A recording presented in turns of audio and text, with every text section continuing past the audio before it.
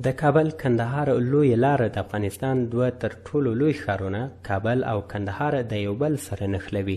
دا لویه لاره د افغانستان د ملي تجارتي سیستم یوه مهمه برخه ده. دغه لاره د تیر حکومت په دوران کې یوه له ناامنو لارو څخه ګڼل کېده.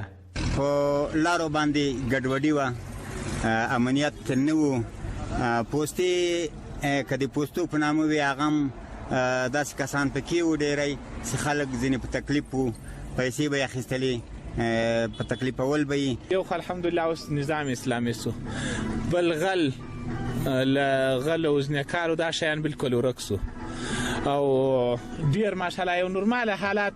په دغه لار تلونکي موټر چلونکي وایي د لارې په اوږدو کې درول کېدل، له دوی څخه به یې په مختلفو نومونو پیسې اخیستې. اوس د لارې له امنیت څخه خوښ دي. خوا خو که ملي اردو وه، که پولیس وو، که اربکیان وو، که پاڅون وو، 2000 روپۍ را 3000 روپۍ را دا موټر ته وګوره، دا یې ټول د پیسو په خاطر داغ کړی. او اوس الحمدلله هېڅ مشکل نشته، که د شپې ځې، که د ورځې ځې، که یو ځای درېږې، هېڅ مشکل نشته.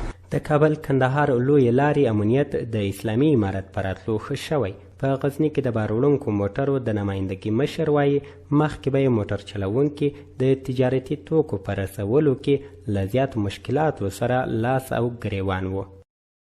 مخه چې به ما موټروانان بار کړل نو پر لارې باندې بیا ډېر ټلیفونونه راته کوله چې د پلانکۍ پوسته دونې پیسې غواړي، د پلانکۍ دونې غواړي.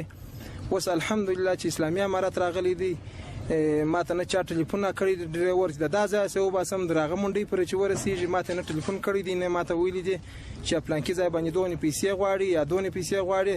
الحمدلله موږ ډېر راضي یو د دې اسلامي امارت څخه. د تیر حکومت وسلوالو په دغه لویه لار له بار وړونکو موټرو څخه په زور پیسې اخیستې. د راپورونو پر اساس د غزني کرهباغ کې پولیسو یو ځوان د 20 افغانیو په نه ورکړه شهید کړی و. محمد